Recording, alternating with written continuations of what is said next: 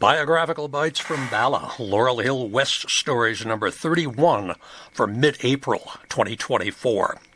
Gladys Hall and Russell Ball, Glamourizing Early Hollywood.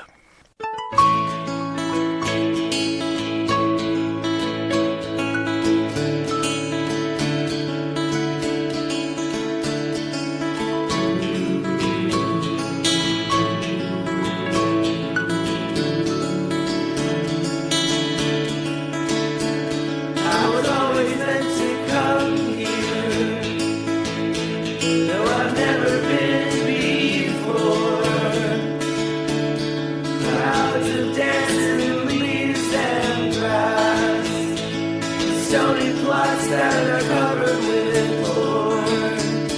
Who are these dames at peace? Who are these dames at peace? Who are these dames at peace? Who are these dames at peace?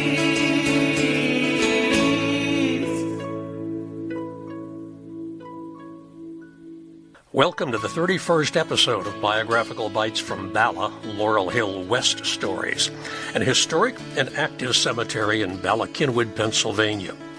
I am Dr. Joe Lex, retired professor of emergency medicine from Temple University, volunteer tour guide, and volunteer podcaster. Laurel Hill West opened in 1869 across the river from its sister cemetery, Laurel Hill East in Philadelphia. It's more than twice as big as Laurel Hill East. It has a totally different feel and a strikingly different population. Like Laurel Hill East, it is open 365 days a year, now from 7 a.m. to 7 p.m. There is plenty of parking at the business office just off Belmont Avenue or at the conservatory and the bell tower. Another possibility, come in while you're walking the Kinwood Trail. 31st episode of Biographical Bytes from Bala is for mid-April of 2024. Gladys Hall is little remembered today, but in her heyday of the 1920s and 30s, she interviewed hundreds of movie stars for fan magazines, averaging about 6 articles per month. Her interview with Bela Lugosi has become legendary. Her husband, Russell Ball, who was born in Philadelphia, was one of the top glamour photographers on either coast, who worked with everyone from Louise Brooks to Greta Garbo. Gladys and Russell are buried in an unmarked grave in the Lansdowne section in the long shadow of the Betts Mausoleum looming overhead in the summit section. The liberal arts of ancient times, architecture, dance, drama, literature, music, painting, and sculpture, had their origins in the Mediterranean basin thousands of years ago. The new arts of photography and cinematography have been around for less than 2 centuries, and they had their origins on the east coast of the United States. If you listen to prior podcast episodes, you know that the first photograph in the United States was produced in Philadelphia in 1839, a daguerreotype of Central High School taken from the U.S. Mint. The first known selfie in the world took place on Chestnut Street, also in 1839, when lamp maker and chemist Robert Cornelius stood in front of his self-made camera for several minutes and got a decent shot. Cornelius is interred at Laurel Hill East with a copy of his selfie pasted to his tombstone. Now, although we associate moving pictures with Thomas Edison of New Jersey, the first man to make pictures move was another Philadelphian, Coleman Sellers. He made his reputation as an engineer, and in 1860 he took still posed photos of one of his sons posing in the process of hammering a nail. He mounted these still photos on a revolving paddle wheel, which was then hand-cranked and observed through a peephole. And it appeared to show the action of hammering a nail, although it was a little jerky. Coleman Sellers is interred at Laurel Hill West in the Lansdowne section. The concept behind motion pictures had been described in 1824 in a paper presented by the thesaurus guy, Peter Mark Roget. He explained that since pictures never move, you can give the appearance of motion if you flash images before your eyes in rapid sequence. Although he did not know it at the time, 16 frames per second was the speed needed to make a silent film look authentic. It would trick the optic nerve into seeing continuous motion. Roget called this the persistence of vision. This speed was increased to 24 frames per second when sound came around in the late 1920s. Many of the first commercial movies came from Philadelphia. The Lubin Manufacturing Company was formed in 1902, and it was incorporated in 1909 by German immigrant Sigmund Lubin. He had been in the film equipment and distribution and production business since 1896, when he had become intrigued with Thomas Edison's motion picture camera, and he saw the potential in selling similar equipment as well as in making films. Known as Pop Lubin, he constructed his own combined camera projector, which he called a cineograph. His lower price and marketing know-how brought reasonable success. In 1905, he rented low-cost space on the roof of a building on 8th Street between Ludlow and Wrenstead, just a little south of Market. There's a blue historical marker there right now.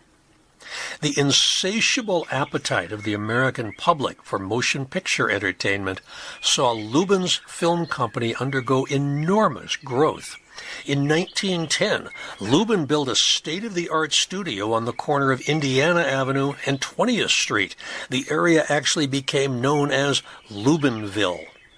It was one of the most modern studios in the world, complete with huge artificially lit stage, editing rooms, laboratories, and workshops. The facility allowed several film productions to be undertaken simultaneously. And in 1912, Lubin purchased a 350-acre estate in Bettswood, in what was then rural countryside in the northwest outskirts of Philadelphia, and he converted the property into a studio and film lot. The property had belonged to German brewer John Betts, who has the largest mausoleum in Laurel Hill West in the summit section, just a few hundred feet from the conservatory. And you can see remnants of the studio when you approach Conshohocken while walking the Schuylkill Trail next to the river. Lubin worked with some of the pioneering actors of the silent screen, including Romaine Fielding, Florence Hackett, Alan Hale, Lottie Briscoe, Florence Lawrence, Ethel Clayton, Gladys Brockwell, and Pearl White. Lubin also marked the first film appearance in 1914 of Oliver Hardy. It was also in 1914 that a disastrous fire at its main studio damaged nearby buildings and destroyed the negatives for many unreleased new films, which severely hurt the business. When the Great War broke out in Europe in September of that year, Lubin Studios and other American filmmakers lost a large source of income from foreign sales. Remember, these were silent films. You did not have to understand English, spoken English, to see a silent film.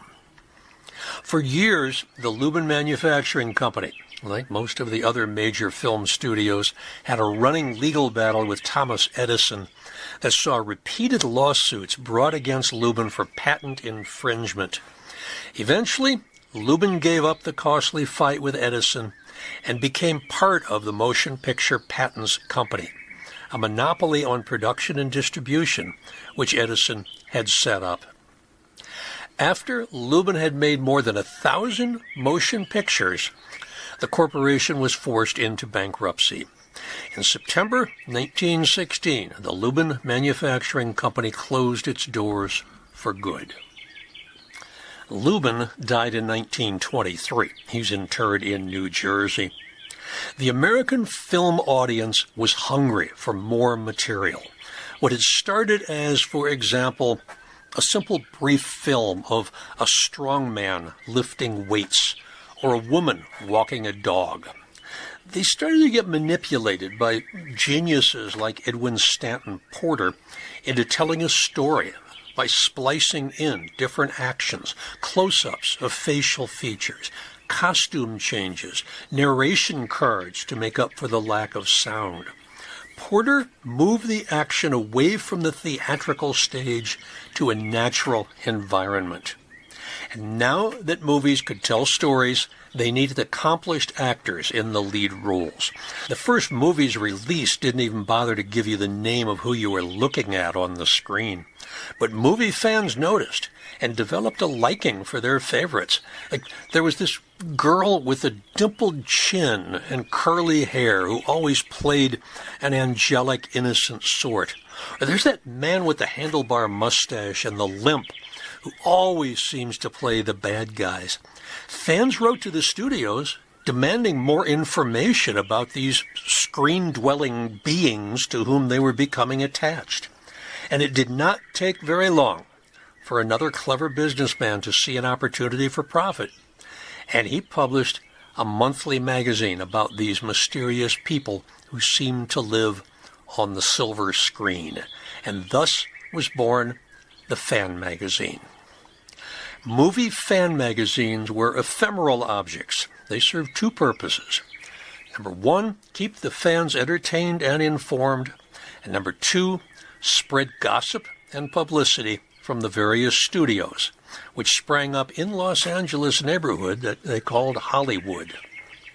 East Coast movie makers found the climate out west far more favorable than Pennsylvania and New Jersey, and it started to shift the business to the West Coast. Besides, it was more difficult for New Jersey-based Thomas Edison to sue for copyright infringements on all those people 3,000 miles away who used his equipment. This new industry of publicizing movies and their stars took off at once. The first successful fan magazine was Photoplay, founded in 1911.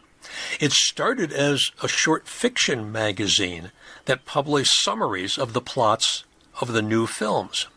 The storyline of a short fictional film would be adapted to the printed word, running as long as 5 or 6 pages. It usually took longer to read the story than it did to watch the movie. These movies were just a few minutes long.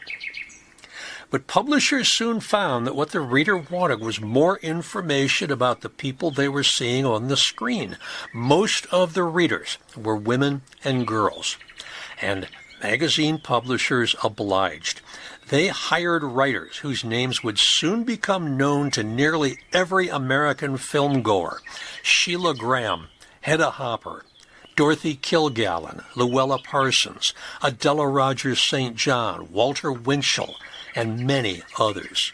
Each of these writers had their own legion of followers, and by 1918, the circulation of Photoplay had topped 200,000 issues per month.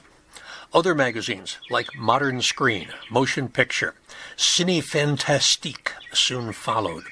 And there were more than 20 fan magazines that stared at you from the newsstand, ranging from a nickel for the pulp Hollywood up to a quarter for the glamorous Photoplay.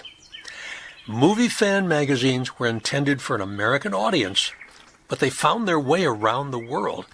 For instance, while she was hiding in Amsterdam during Nazi occupation of her city, Anne Frank pasted photographs of Deanna Durbin and others, which she had clipped from fan magazines, on her bedroom wall. The fan magazines worked in tandem with the studios to smother scandal and to allow favorites to achieve fame, maintain fame, and profit from fame. And prohibition was ignored. Virtually everyone in the movies found a way to drink. Now, these fan magazines led the way to Confidential magazine in the 1950s, National Enquirer in the 1960s, and eventually to People magazine, Us, Entertainment Weekly, and internet sites like TMZ and Hollywood Life. The magazines consumed voracious amounts of material. Many writers, most of them women, stepped forward, and one of the best and most prolific was Gladys Hall. She averaged 6 articles per month for years. You could hardly pick up a movie magazine in the 1920s and not find an article or 2 or even 3 by Gladys. And then you have to look for the things she wrote under one of her several pseudonyms. Janet Reed, that was her mother's maiden name. Faith Service. Russell E. Smith, that's for her husband, Russell E. Ball. And she also used her married name, Gladys Ball. Gladys Hall was born in New York City in 1891. The young Gladys graduated from St. Gabriel's School for Girls in Peekskill, New York. By her own account, Hall began writing popular poetry and short stories at an early age and was published in magazines like Munsey's, Cavalier, and H.L. Mencken's The Smart Set. Hall married photographer Russell E. Ball on 1 February 1912. They were both 20 years old. That same month, a poem by Hall entitled Fetterless was published in the Motion Picture Story magazine, the first movie fan publication, which had been launched the previous year. By December 1913, Hall was a regular contributor to the magazine and was listed in the index as one of several associate editors. The Motion Picture Story magazine was modeled on popular fiction publications of the time. And in its early years, each issue featured a dozen or more photoplay stories written in novelized form. As an aspiring author, Hall appears to have found a great deal of success in this genre, which took the often relatively simple plot lines of films and spun them into short fiction. A publicity page located in a scrapbook in the Gladys Hall's papers state that she wrote between 200 and 300 of these photoplay stories in the first decade of her career. Hall also contributed feature stories, profiles, humor pieces to the Motion Picture Story magazine, which was renamed Motion Picture Magazine in 1914.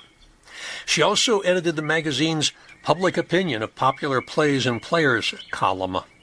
According to an article entitled Good Things A-Comin' for 1918, Hall and her fellow associate editors were also assigned to write many of Motion Picture Magazine's monthly features, including Green Room Jottings, the movie gossip shop, limericks, puzzles, photoplay reviews, versus various other departments.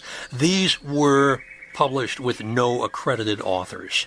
And how many of these Gladys Hall wrote, we have no idea. Plus, she continued to write fiction and poetry, as well as serialized novels and plays. And she regularly submitted her work to the many popular magazines of the day, not just movie fan magazines. Gladys Hall became known as one of the best interviewers in the business. In notes for an unpublished memoir entitled Once Upon a Time in Hollywood, Hall recalled that her first movie star interview was with the actor James Cruise in October 1913. As early as January 1914, she published under the name Gladys Ball an interview with Blanche Sweet in the Motion Picture Story magazine. In the late 19-teens and 20s, Hall chronicled the lives and loves of hundreds of stars and, on occasion, writers and directors of the silent screen, often interviewing the always fashionable actresses and reliably dashing actors at their homes or in lavish hotel suites or restaurants, which Hall captured in detail for her readers. In the 1920s, Hall cemented her reputation as an interviewer when she collaborated with fellow Motion Picture Magazine writer and editor Adele Whiteley Fletcher on a string of featured stories on major stars, including Mary Pickford, Wallace Reed, Rudolph Valentino, Charles Chaplin, Gloria Swanson, and Colleen Moore. For this popular series, the interviews were structured as playlets, complete with a cast list, scene numbers, and stage directions. This format made Hall and Fletcher characters in a narrative that was as much about conducting the interview as it was about the interview itself. This also gave the writers the opportunity to comically contrast their own all-too-human shortcomings and prosaic concerns, how to get to the meeting on time, what to order for lunch, with the brilliance and kindness of their interview subjects, reinforcing the notion that stars are in many ways superior to regular folks. Her self-deprecating style is also on display, and here are the movie Mommers and Lamentations of a Lady Interviewer. These were both published in Photoplay in December 1921 and March 1922, respectively. In these short humor pieces, each is less than a page long, Hall wrote of the frustrations of dealing with overbearing stage mothers and described being driven insane by uncooperative stars and their ever-present Pekingese dogs. Not all of Gladys's work was self-deprecating or comical. In 1922, Hall wrote a startlingly progressive 5-part series on film feminists for Film Play, a new fan magazine that billed itself as a magazine of importance for every American home. Hall's profiles explored the feminist beliefs of actresses Elsie Ferguson, Madge Kennedy, Olga Petrova, and Lillian Gish, and screenwriter Rita Wyman. Even though the changing role of women in modern society was a frequently debated topic in fan and women's magazines at the time, Hall's articles were noteworthy by putting feminism forward as the theme of the series and for discussing issues like financial independence, socialism, equality in marriage, opportunities for women in the film industry. Hall, who was a working mother and a member of the progressive The Woman Pays Club in New York, often comes across in the articles as more feminist than her interview subjects. For example, when Lillian Gish suggested that women already ruled the world by supporting and encouraging powerful men, Hall disagreed, writing, "I brought forth the objection that it is a humiliating thing to invariably rule from behind something or other, be it a man, war, throne, or philosopher." Several of these articles and other pieces that Hall had written for the fan magazines were reworked for her syndicated newspaper column, The Diary of a Professional Movie Fan, which debuted in April 1922, continued for about a year. In 1927, Hall and her husband Russell Earl Ball, a noted portrait photographer, relocated their family to Los Angeles, and they settled into a house in Benedict Canyon. Although Hall had always been comfortable writing about film personalities from the vantage point of New York, the move not only gave her easier access to the stars, but it allowed her to write firsthand about the film industry and the studios. And in the 1930s, Hall continued to freelance for a wide variety of fan and women's magazines and was active in the Hollywood Women's Press Club, which she had co-founded in 1928 with Luella Parsons and a small group of fellow writers. And in case you wondered, there was no Hollywood Men's Press Club. By the end of the decade, an article about fan magazine writers, or hacks, as the author called them, acknowledged Hall as the grand old dame of the fannies, and reported that she was the most well-paid of all the writers, earning an estimated $10,000 per year. Now, after her husband Russell died in 1942, Gladys Hall Ball moved back to New York, but she continued to contribute regularly to the fan magazines. Now she was singing praises for a new generation of stars. Gladys Hall was a disciplined writer. She got up at 8 o'clock every morning. She was sitting at her typewriter by 9:30. She never learned to type properly. She used a hunt and peck system. She never even learned how to change her own typewriter ribbon. She lunched with a star at least 3 times a week. And according to one Hollywood commentator, Hall specialized in luncheon appointments. She was acknowledged as the best interviewer-eater in the business. And the stars trusted her, and they liked her. When Mary Pickford decided she was going to divorce Douglas Fairbanks, she gave the exclusive story to Gladys Hall. Another of her biggest scoops was an interview with Hungarian-born actor Bela Lugosi for the January 1931 issue of Motion Picture Classic. This was the month before Lugosi struck gold as Count Dracula on the screen, a role that he had introduced on stage 4 years earlier. But in this much-quoted essay, she notes Lugosi as saying, "But it is women who love horror, gloat over it, feed on it, are nourished by it, shudder and cling and cry out and come back for more. Women who have a predestination to suffering. It is women who bear the race in bloody agony. Suffering is a kind of horror. Blood is a kind of horror. Therefore, women are born with a predestination to horror in their very blood. It is a biological thing."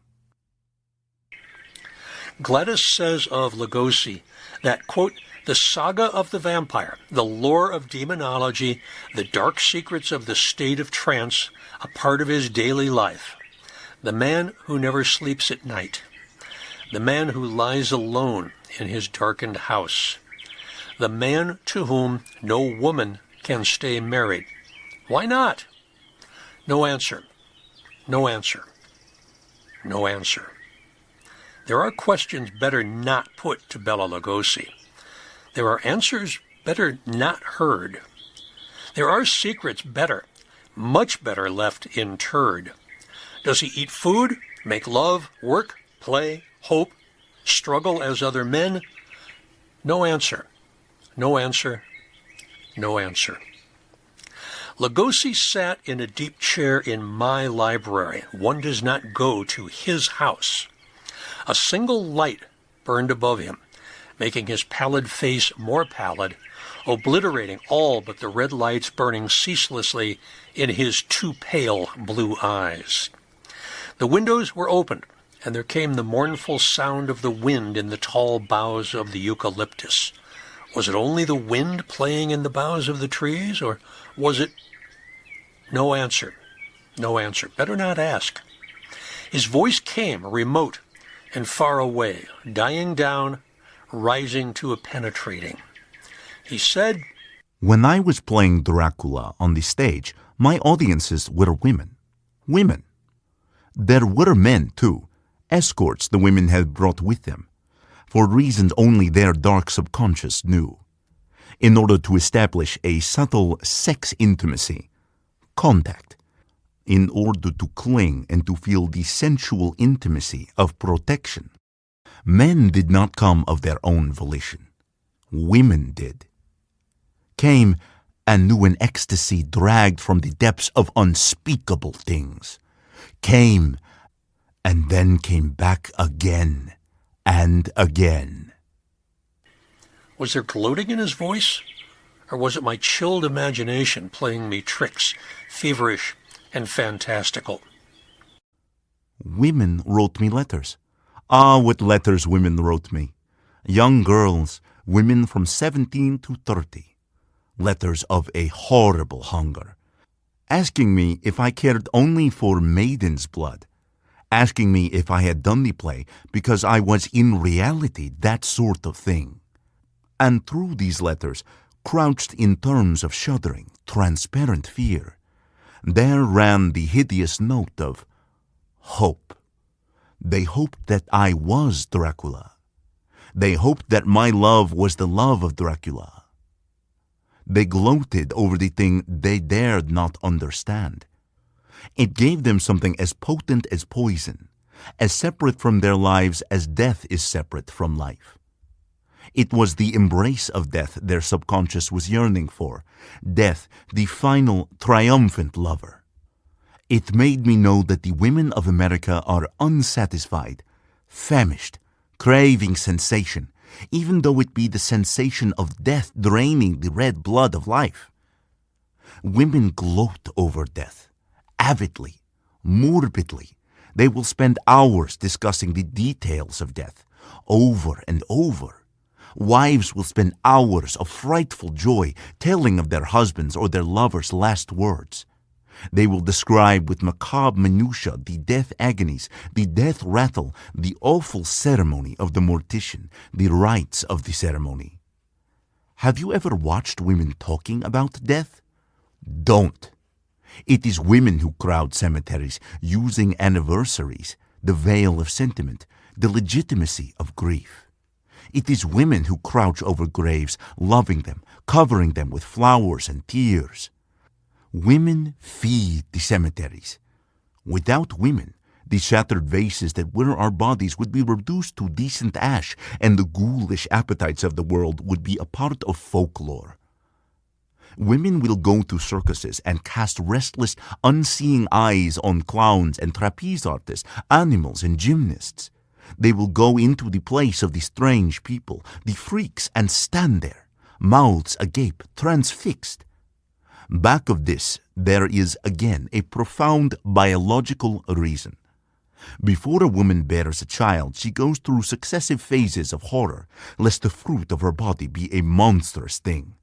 When they are looking on these ghastly distortions, they are thinking, again, subconsciously, that such horrors might have happened to them. During the war, women fought, maneuvered, bribed, and schemed to get to the front-line trenches. In their hearts, in their conscious minds, they believed that they were striving for that place in order to perform deeds of duty and mercy to their fellow men, in order to bind their wounds and ease their last grim moments. And so they were. But mixed in with this high motive was the ghoulish compulsion to see men torn and bloody and in agony, the horrible fascination of horror, the need to look upon the suffering, which is a part of their destiny.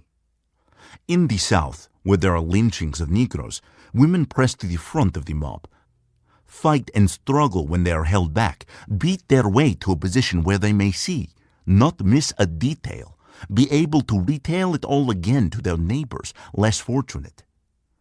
At executions in the death house, when men and women are present together, it is the men who faint. Men evade horror.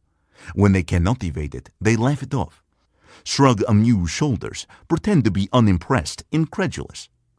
When there is death, men try to get roaring drunk, close it out of their lives and minds. They feel that to succumb to horror is to belie their masculinity, their proud virility. And no man I have ever known who was in the frontline trenches and saw the bloodiest horrors of warfare would go back again unless physically compelled. Women love to go to amusement parks and ride on the most sensational thrillers. Shoot the chutes, dip o' death.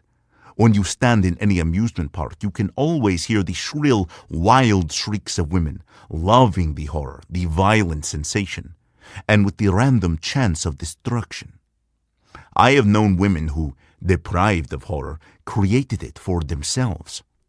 One woman who walked along city streets and shuddered and grew faint with fear, lest the skyscrapers fall on her. She knew she was shuddering away from the almost impossible. But the thrill she derived from that morbid fancy was necessary to her. She made horror for herself where none existed. The great success of the pictures of Lon Chaney is further proof of the love of horror. Milk and Water, Love, April, Romance, Gallant Adventure, all fade by comparison with these grotesque human things struggling with fates as twisted and abnormal as their bodies. It is women who attend the dark parlors of spiritualists, women who attend seances. Whether they believe them or not is of little consequence. The element of horror is there. It is women who discuss the front-page murders with a frantic particularity, devouring every morsel, hungry for more and more. It is women who love horror, shudder and cling and cry, and always willing to come back for more. In 1950, Flair magazine declared Gladys Hall the undisputed queen of the cozy confession. She was a sympathetic interviewer who avoided writing about scandal and controversy, and she often befriended the stars that she profiled. Late in life, Hall was quoted as saying, People don't want their movie stars torn down. Even if there was something to say against them, it's not what the public wants. The public wants to believe in Santa Claus and in movie stars. Although she had a lengthy career and created an extensive body of work, there's been surprisingly little written about Gladys Hall or her contributions to the popular discourse about film. Unlike fellow fan magazine writer Adela Rogers St. John's, who achieved her own level of celebrity and crossed over to writing film stories, novels, and scenarios, Gladys Hall never became famous outside the pages of the popular magazines that published her work. Okay, let's go back to 1912. Gladys married Russell Ball and became Gladys Hall Ball, but she continued to write mostly under her given name. Russell Ball was also in the publicity business. Motion picture still photography, just like any brand marketing, is all about creating a recognizable and attractive product, appealing to customers and leading to sales. Going a step further, still photography's aim is to fashion a fantastic dream world, taking people into the realm of fervid imagination. Russell Ball was one of the early masters of portraiture. He composed alluring, glamorous images of stage and screen stars, accentuating a naturalistic romanticism in his work. Born 24 March 1891 in Philadelphia, Russell Earp Ball fell in love with photography when he was about 12 years old. He started shooting when he could. He worked as a gaslight manufacturing company salesman in 1910. He supported his mother after his father died. By 1912, Ball was working in New York as a newspaper photographer. That's when he married Gladys Hall. His draft registration in 1917 lists him as a commercial photographer, and per the 1920 census, he was shooting motion picture portraits. In the early 1920s, the Schubert Organization hired him for publicity stills for Sigmund Romberg Scholl's Innocent Eyes, Marjorie, and The Passing Show of 1923. He was a Broadway photographer by 1923, per David Shields in Still, American Silent Motion Picture Photography. His cerebral, mercurial personality attracted many stage and screen artists. Ball worked as an independent celebrity photographer because he abhorred strict contract control and preferred working autonomously. He provided portraits for various print outlets of such silent stars as Alice Joyce, Alma Rubens, Lillian and Dorothy Gish, Richard Barthelmess. He occasionally traveled west for special shoots for magazines like Photoplay. Motion Picture Magazine featured many glamorous portraits by Ball, dreamy, gorgeous. Ball's attractive style caught the eye of Rudolph Valentino, who hired him to shoot portraits of him and his wife Natasha Rambova. Ball also shot atmospheric stills for Valentino's film Monsieur Beaucaire, oozing in style through his elegant composition and theatrical lighting. And he went on to produce images of Gloria Swanson for famous players Lasky, Zaza. Metro-Goldwyn-Mayer was impressed with Ball's work and hired him as an independent East Coast stringer in 1925.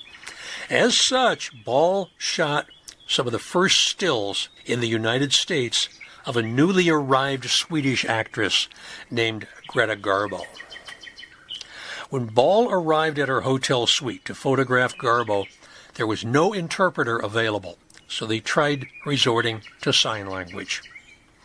Garbo's suite was so small that after much experimenting, Ball was forced to pose her against the wall of her bedroom, set his camera to point through the door of her tiny sitting room, and shoot over the bed. Well, despite her annoyance, she chuckled. Ball resorted to all the tricks of the trade to camouflage the background and to avoid showing the bed, and he succeeded. But then he remembered that Dream World magazine would use a cover photo provided Garbo were shown wearing some colorful flowing scarf or neckerchief. Now, Russell later explained, what happened. He says, I tried to explain what I wanted, but my English made no impression. Then I drew my hands lightly across my throat to illustrate my point. Greta shuddered, and I realized that I must have looked as though I were committing suicide. I tried again. This time I pretended to throw a scarf over my shoulders and around my neck, and with that her face lighted up peculiarly, and she motioned us to leave the room. Well, in a few minutes she called him back into the suite. He let out an audible gasp. Garbo's interpretation of the signs was not what he expected. About her neck and falling across her body was a flimsy diaphanous scarf. And that was all she wore. Ball took the photo. It quickly became one of the most widely used portrait studies of the new star. By the late 1920s, Russell, Gladys, and their children moved permanently to Los Angeles. They settled in Beverly Hills, Benedict Canyon. He continued to shoot portraits independently for magazines like Cinematographer's Annual and Motion Picture Classic, as well as sessions with stars like Warner Baxter, Lila Lee, Gloria Swanson. She hired him as stills and portraits photographer for her film, What a Widow. Like his wife, Russell occasionally wrote articles for fan magazines like New Movie Magazine, in which he described the perfect way to make portraits. Ball called photographs, quote, jewels of memory, consolidation in separation, reminders of love and friendship. As such, they should present individuals as themselves, not replicas of some famous personality or star. As he declared, look like you. Do not try to look like somebody else. Ball described the goal of photography as coaxing out the real inner person. Ball emphasized naturalism and harmonious surroundings, shot with little to no decoration, such as bare backgrounds, perhaps a little prop like a block of wood or dramatic lighting to keep the focus on the subject. And by natural, he meant just that. Little or no makeup, no elaborate hairstyling, no special dress or jewelry, just something that renders the person comfortable and relaxed. And expression is the most important. Think of pleasing, happy moments to bring joy and be less self-conscious. The photographer suggested several techniques to add beauty and realism. Ball stated a slightly open mouth adds charm to a portrait. Those being photographed should exhibit arrested motion, not be set and stiff, with the photographer capturing them in spontaneous moments. A man should frown slightly in a business portrait, which added virility and strength to his look. Those with light-colored eyes should never look directly into the lens, but slightly away. As Ball also stated in a picture play article about celebrity portrait taking, once a picture has appeared in print, it is immediately useless. It is no longer exclusive. He described how stars unhappy with studio portraits came to him in his messy, unpretentious studio every 3 months or so for new images to send out for publicity purposes. Ball would shoot around 75 to 200 images to select from, then print anywhere from 500 to 1,000 prints for the stars to distribute. Ball kept one-word descriptions on some of his clients.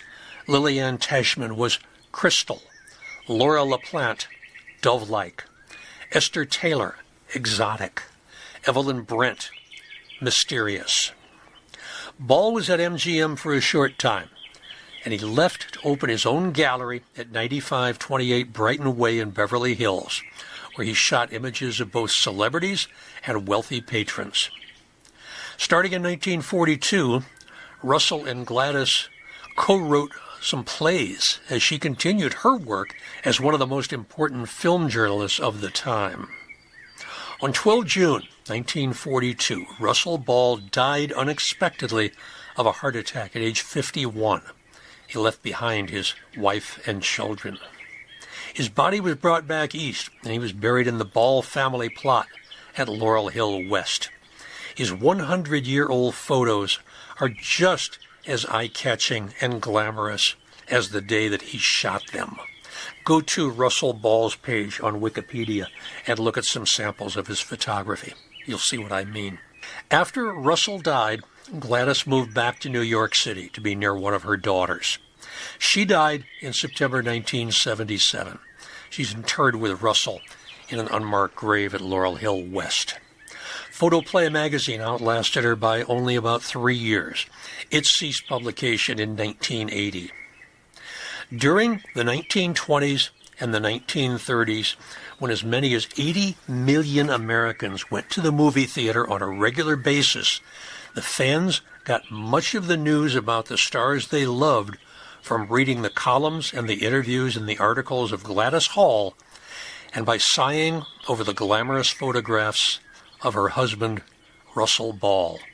Today, they are virtually unknown in an unmarked grave.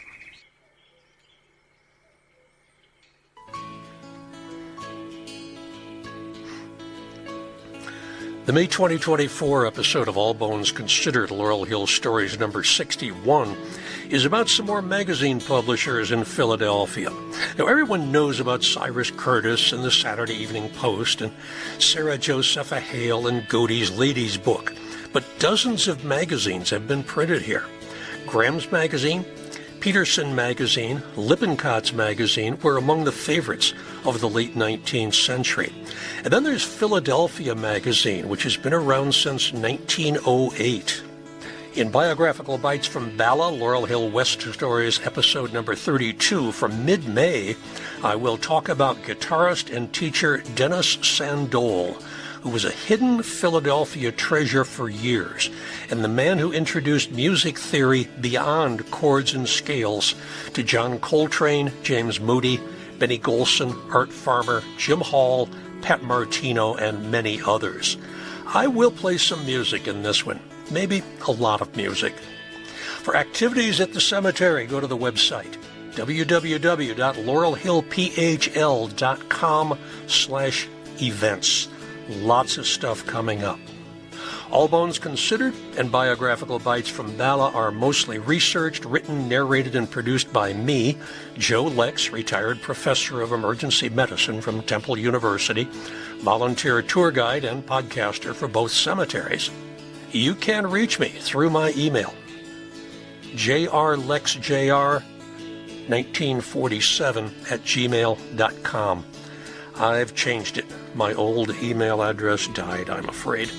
So once again, if you're just hearing that for the first time, it's jrlexjr1947@gmail.com. The theme song, Names at Peace, was written and performed by local artist James Harrow. And a special thanks to Tom Franklin for giving us that nice Bela Lugosi Hungarian accent as Bela told his story. Maybe I will see you on a tour. I'm doing a couple in May. I'm doing an Accessible Hotspots tour on 11th at Laurel Hill East, and I'm doing a tour at West that is anything but accessible. It is a cross-country jaunt of sporting heroes buried at Laurel Hill West. That's coming up on May 18th. That should be a lot of fun. Join me on that one. Okay, maybe I'll see you on a tour. Stay safe, stay well. The bibliography follows, and it's a pretty long one. Bibliography for this. Gladys Hall deserves a biography sometime. Russell Ball probably deserves one also. They both led such fascinating lives. The best information that I got, a lot of stuff on Gladys, was written by a woman named Barbara Hall, and she does not indicate whether she is a relative of Gladys, but it's an online Women Film Pioneers project. There's really no title for this, but it gave me just gobs of good information. It's got a really nice bibliography with it that led me on to different things. Oh, here we go. Citation, Barbara Hall, Gladys Hall, in Jane Gaines, Rada Vatsal, and Monica Dal Esta's editors. Women Film Pioneers Project, New York, New York, Columbia University Libraries 2016. And then there was another online article called The Feminine Love of Horror by Gladys Hall. This is the one where that amazing Bela Lugosi interview came from. And I didn't give credit to Tom Franklin for doing that terrific Hungarian accent. Sorry about delaying that. I took a lot of information about the early history of movies from an article in American Heritage called The Moving Image, written by Robert Gessner, Gessner, April 1960, Volume 11, Issue 3. Another online source says the following post by Anne Helen Peterson is part of our online companion to our Winter 2013 issue on Classic Hollywood. And let me see if there's any more identifying information on this one. No, but here's another online article by Anne Helen Peterson called The Rules of the Game, A Century of Hollywood Publicity. The Wikipedia articles on photoplay and on fan magazines in general are not terribly helpful. There's an article called American Fan Magazines in the 1930s and the Glamorous Construction of Femininity by Anne Jerslev, Jerslev. And I'm looking from where that is from. And this PDF has absolutely no other information on it. I download it. Okay, so I guess you're going to have to depend on the title if you want to find that one. But I got that online. That was free. These were not free. These came from my JSTOR account, but some really good stuff. There's an article called You Are Invited to Participate, Interactive Fandom in the Age of the Movie Magazine by Marcia Orgeron, O-R-G-E-R-O-N. That's from the Journal of Film and Video, Fall 2009, Volume 61, Number 3, pages 3 to 23. Then there's Reviewing the Fan Mags by Tamar Jeffers MacDonald. That is from Film History, Volume 28, Number 4, pages 29 to 57. Artifice and Atmosphere, The Visual Culture of Hollywood Glamour Photography, 1930-1935. Author Patrick Keating, Film History, Volume 29, Number 3, pages 105 to 135. Revealing Reality, Fan Magazine Rhetoric, Sound Technology and Stardom in the Early Sound Era. Michael Slowick, Journal of Film and Video, Volume 70, Number 2, Summer 2018, pages 30 to 45. Like I said, that was a lot, because none of this has ever been consolidated any place. And that's why somebody eager to do this, maybe a joint biography, maybe a movie about Gladys and Russell. They seem to have extremely exciting, active lives. Okay, thanks a lot for listening. See you around the cemetery.